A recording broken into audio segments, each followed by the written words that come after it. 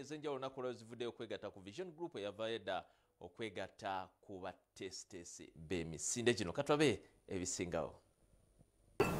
And then we follow. Esigadde ennaku 12 zokka emisinde gy'okulinnya obusozi bwa Kampala egya NSSF Kampala Hills Run Gibeewo mu kisaawe Kololo. Ebitongole eby'enjawulo byongedde okukakasa nga bwe yeegasse ku mulamwa gwa NSSF omwaka guno okudduukira amasomero agali mu mbeera embi ng'abadde ku kitebe kya NSSF mu Kampala. StarTimes ng'ekulembeddwamu amyuka Pulezidenti waayo mu Uganda Audrey Nsubuga yakwasizza ku ya NSSF Patrick Ayota cheque ya bukadde 34.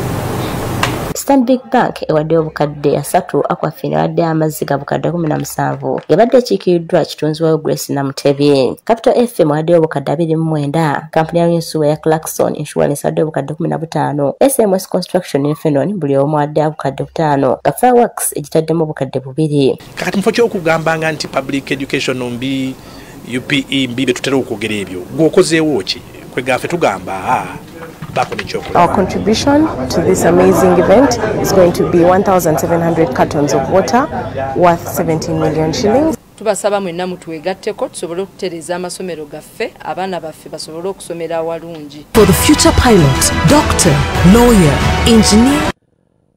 Ate ng'etuvudeyo ne tugendako ku nkambi ya timu y'eggwanga eya Uganda Cranes olunaku olw'eggulo yakubiddwa Nigeria ku ggoolo 2-1 ekyayongedde okusannyalaza emikisa gya Uganda Cranes okugenda mu mpaka za Africa ez'akamalirizo omwaka ogujja mu Ivory Coast. Olunaku olw'omutendesi Micho avuddeyo n'agamba nti abadde mumativu n'omutindo gwayoleseddwa abavubuka be era nga mugumu nti Uganda Cranes ddala esobola okuyitawo.